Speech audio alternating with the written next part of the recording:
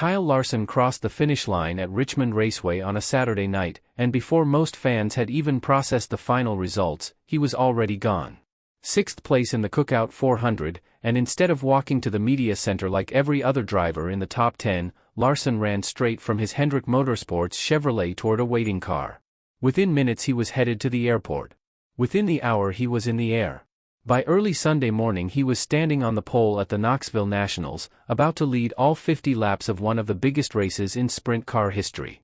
This is the story of how it happened, why it almost didn't, and why a routine scheduling conflict turned into one of the most talked about nights in motorsports. The collision course had actually been set a full year earlier. For 2026, the Knoxville Nationals shifted its date back by 1 week, and for the first time in Larson's Cup Series career, the Sprint Car Classic landed directly on top of a Saturday night Cup race at Richmond.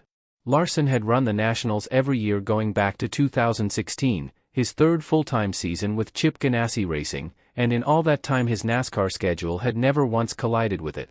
This year was different, and everyone involved knew it well in advance. The team built a backup plan around that reality. Crew member Trevor Canales was set to climb into the number 57 car, start the feature, and immediately pull it to pit road, a start and park arrangement worth about $15,000 to the team. It wasn't a new idea. Canales had done the same thing for Rico Abreu back in 2015 when NASCAR obligations kept him away from a Saturday finale. Larson himself sounded at peace with it. Speaking to reporters that week, he said it was fine, and that the night shouldn't have to revolve around him.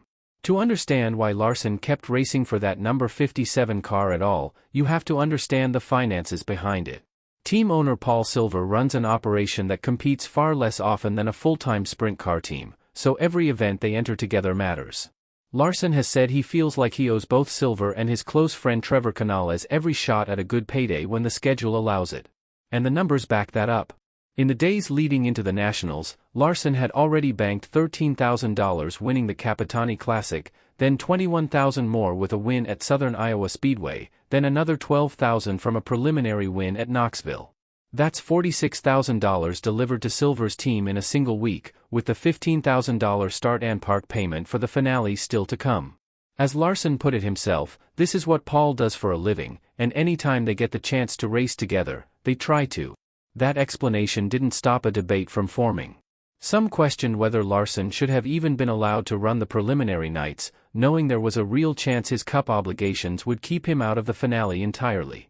But the pushback mostly came from outside the sprint car world. Longtime insiders like T.J. Buffenbarger pointed out that running the number 57 is simply how Paul Silver makes his living, and radio host Jeremy Elliott dismissed the controversy outright, saying everybody competes on the same track and if you don't like it, the answer is to go beat him. Larson wasn't interested in fighting the point either. If people wanted the rules changed, he said, that was fine with him, his team wasn't going to argue about it. The real problem wasn't the debate. It was the math. Knoxville Raceway is a half-mile dirt oval in Iowa. Richmond is a 3/4-mile short track in Virginia.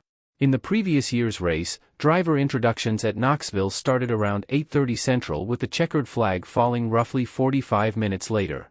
Richmond's Cup race was scheduled for a 7 o'clock Eastern green flag, and the prior year's edition had run over 3 hours, which meant any realistic departure from Richmond wouldn't happen until after 10 at night. Add a flight of 2 to 2.5 hours, and even in a best-case scenario Larson wouldn't land until close to midnight Central, long after the Nationals would normally be over. For any of this to work, the race in Iowa would need to run hours behind schedule, not just a few minutes. Larson knew exactly how unlikely that was. He mentioned there was a small chance of afternoon rain, and joked that he'd be checking his weather app with his fingers crossed. But he'd also made peace with missing it. He said he hadn't lost sleep over the conflict since learning about the schedule roughly a year earlier, and that he felt fortunate to have run the Nationals as long as he had without ever running into this problem. Then the weather actually cooperated. Severe storms rolled through Knoxville and pushed the schedule back again and again. Friday's program had already been moved and shortened, and steady rain on Saturday delayed things by nearly 3 hours, far beyond anything the forecast had predicted. When Larson climbed into his Cup car earlier that evening, the forecast had shown barely a 10% chance of rain. He was reportedly disappointed for a moment when he first heard the Iowa forecast, then turned his full focus to the race in front of him. That race did not start well. Larson qualified 30th at Richmond and fell laps down early on the tight 3/4-mile track. Hendrick Motorsports later confirmed the number 5 had to overcome a 2-lap deficit during the event. He finished the opening stage in 25th, climbed to 13th by the end of stage 2 to earn the free pass back onto the lead lap, and kept grinding from there. It turned into his best finish in weeks, snapping a stretch of poor results that had dropped him several spots in the championship standings. The turning point came over the radio during a mid-race caution. Crew chief Cliff Daniels told Larson that Knoxville hadn't even started hot laps yet, and that the delay was significant. Larson answered with a single word, Knoxville. Daniels told him they were already working on a plan. After the race, Daniels explained just how much coordination went into making that plan real.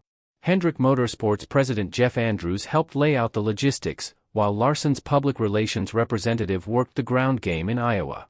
Daniels admitted Larson kept telling him no, kept telling Andrews no too, but the team stayed persistent because they believed that if they could just get him there, he could do something special.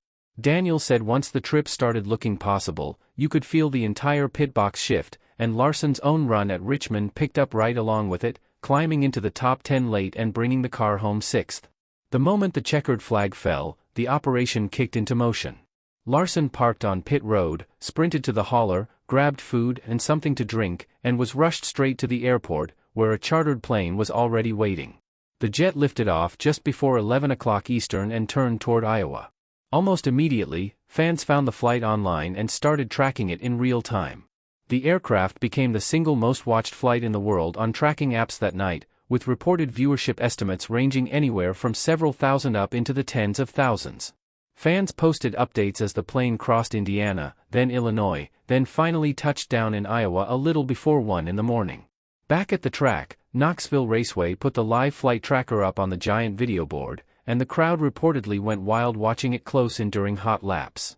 The moment Larson stepped off the plane, a police escort was waiting to rush him to the speedway. He walked through the gate at Knoxville Raceway right around 1:15 in the morning, saying afterward that it felt surreal, that he genuinely hadn't expected to make it. He'd missed hot laps completely, but he arrived with time to spare before the B-main even wrapped up. Then came the part nobody could have scripted better. Larson started the 50-lap Knoxville Nationals feature from the pole, and led every single lap. Behind him, the battle for second shifted several times before settling with Larson taking the win, followed by Sheldon Haudenchild, Casey Kane, James McFadden, and Logan Schuchert rounding out the top 5. The financial and historical weight of the win was enormous. The victory alone paid $200,000, on top of a pole award and a preliminary night bonus, pushing Larson's total earnings for the week past $212,000.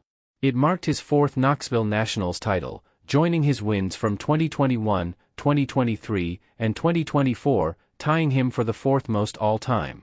It also gave him 16 career wins at Knoxville Raceway and 40 career World of Outlaws victories.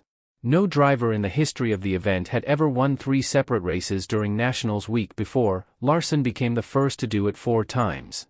Other drivers were quick to give him credit. Casey Kane, who scored a career-best third-place finish, said he knew he was running well but simply couldn't keep up with Larson's pace. Sheldon Haudenchild, who matched his own career-best runner-up finish, said flatly that if he wants to be the best, he has to be able to beat Larson, and that he was genuinely happy Larson made it back in time to race at all. In victory lane, Larson called the whole night surreal, admitting he'd carried almost no emotion in the days leading up to it because he truly believed he wouldn't make it.